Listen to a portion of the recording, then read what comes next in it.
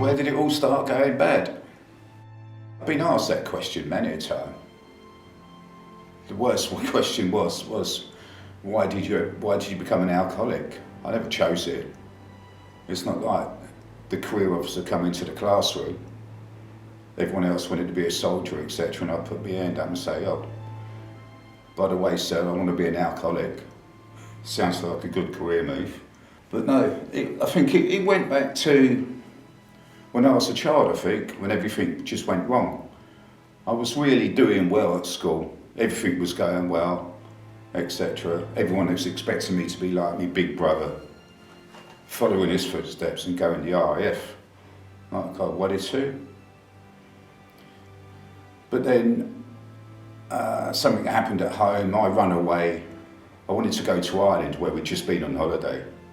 I got to Paddington train station. I was trying to think how to bunk on the train. I was befriended by some guy who didn't turn out to be that friendly in the end. Ended up sexually assaulting me when I was 12 years old. I think my drinking, if I'm really honest, probably started to escalate when I got married. Got trapped into my marriage. I found one pub and I started going out. There seemed to be everything to do, like a pool night, a darts night. And then I didn't want to go home. I was getting shit-faced every night. I'd rather sleep out and piss myself and then come home in the morning and have a shower. That's how bad it was getting. But there was a lot of violence, I think, between the time I was 18 and the time I was 27. I got done for 4 ABHs. My drinking was getting that bad. I don't think there was any happy medium with my drinking. I could be a really happy drunk or a really violent one. I had acquaintances now when I look at it. They knew what I was like, so they would just put that key in my back and wind me up just a little bit and then watch me go. I bet you a fiver, or I bet you a tenner you won't hit that fella. And I would do it. And sometimes that fella might call the police. It was getting that bad that my dad was coming up to the police station all the time, and he didn't realise what drink could do to me. He actually asked me, this is how ignorant my dad was. He said, are you taking drugs? But I was still only young and I didn't know what the score was. I thought I was just having a few pints with my mates and enjoying myself. It wasn't until later in life that I started to realise they weren't really mates, they were just taking the piss out of me. Every single one of my offences, whether it be criminal damage, ABH, which was 4 occasions of, and 1 GBH with intent. I've got a criminal record as long as my arm. I remember one time I was stupid enough to ask the custody sergeant. I noticed there was the letter V on my file, and I just said to him, what does the V stand for on my file? He said, violence. And there has been loads of consequences, sleeping rough so many times. I remember one time when I actually had a massive row with my partner. I got drunk going home and going back to my mum's on the train, and I slept rough in Euston. And someone nicked the brand new trainers off my feet. Could have been worse, going back on the tube with nothing on my feet. I've been in prison 3 times. The first time I went in prison was 1996. I always seem to like going in prison around Christmas time for some reason. But when I got out, on the day I got out, I was thinking, that's it, never ever drinking again, because I couldn't remember what I'd done. One of my mates picked me up from the prison gates and it was straight to the pub. I was supposed to be going straight to my mum's, but willpower, I lacked. I got arrested for having a fight on Wimbledon train station, which was, again, I was in drink at the time. Once again, my friend said to me that I had run across railway tracks at Wimbledon train station, which has got quite a few platforms, and I'd gone down and up to get to these 2 blokes that were abusing me. I was that angry at the stage. I see one of the fellas I used to drink with at Quaintance, and he was begging me, he said, give me a can. Go on, give us a Stella. All right, then give us a fiver. He kept bothering me and pulling at me. and I had a bag of beer in my hand, and I swung at him, attacked him, and eventually it was an elderly couple. No one else, load of witnesses around, no one else was coming anywhere near me apparently because they were so scared of what I was doing. I heard the lady shout out, "Stop, police," and that was it. The red mist come up, and I looked down and see what I'd done. I really do not remember what happened when I attacked that person. Police came, obviously arrested. It was go to jail, do not pass go, do not collect £200. And I spent nearly 6 years in prison. I got what they call an IPP, indeterminate sentence. I was a man of bad character. And I vowed to myself that I'd never drink again, or never go back inside again at least. One so far, I've managed not to go back inside again. That was 2011 when I got out.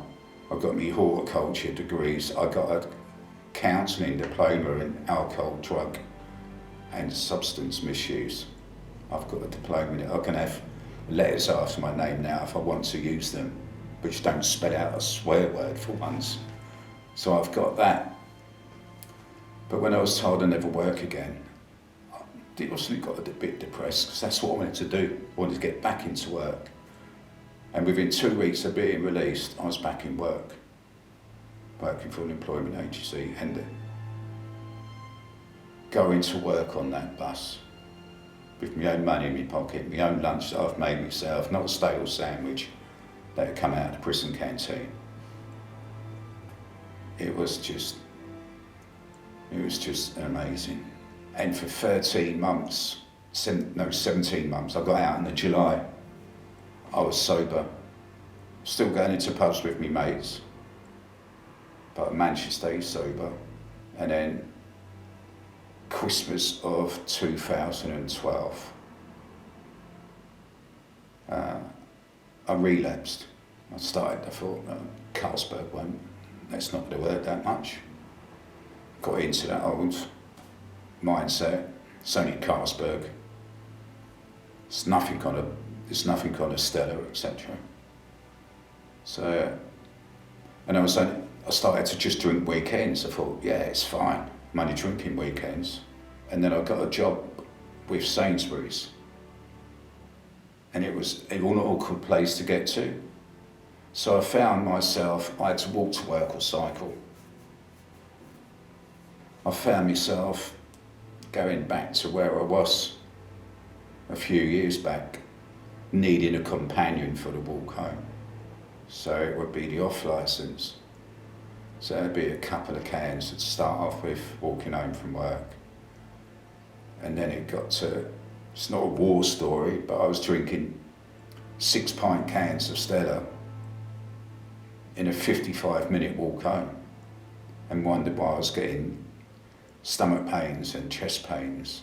And I wasn't contacting anyone, but I was getting bad at home again, making life shit for me mum. I wasn't paying her me keep. Started not paying me keep again, trying to tell her that I'm not drinking. You said if you was going to come back to this house, if I allowed you to stay in the house again, you never drink. And you've lied to me, you've let me down, which I had, badly. And it got to this stage where I was still on probation at that time. 2 of my brothers went down to see my probation officer. And thankfully, that's the only time I've been thankful of being on probation. This time I stopped. I've been in service again for about 3 years. And I was ups and downs. And it got to the stage I was in and out of hospital. But the worst time was last year, where I got really scared. I was feeling really, really shit. And like you do if you're an alcoholic, I walked up to the hospital, which is 15 minutes away. But I took a couple of cans from me, drank those on the way up. My blood pressure was absolutely through the roof. I thought I was dying that day. So the specialist nurse come along And I thought, as usual, it was someone from the drug and alcohol team, but it weren't. It was the stroke team. That's what really put the shit on me. I started to push a local service for a detox again. And thankfully, I got that started on 2nd of November 2020. But the thing that changed this time is the fact that I've got my health back. My partner's a lot happier, which I can see. And I managed to get things done. We've been through a pandemic. I haven't drunk. I didn't drink my first Christmas without a drink, New Year's without a drink, my partner's 50th without a drink, and my first 2 weeks holiday without a drink. The groups are fantastic. I love the group that I come to now, Tribal Project. I love it. It is so much better than anything that I've been to before. 2 guys that run it. They're always there for you if you need them. Always been supportive. They're not challenging. I'll take criticism so long as it's constructive. Anyone wants to criticise me and call me names, and that's it, I'm off. But there's nothing like that in the groups. It's like a community, the people that you get used to so much. You ask where they are. If they're not there, they might just be a little bit sick on appointment, but you do have that little bit of worry thinking, are they all right? Thank you for the people that have been around me, that have been patient, watching me. When is he going to do it?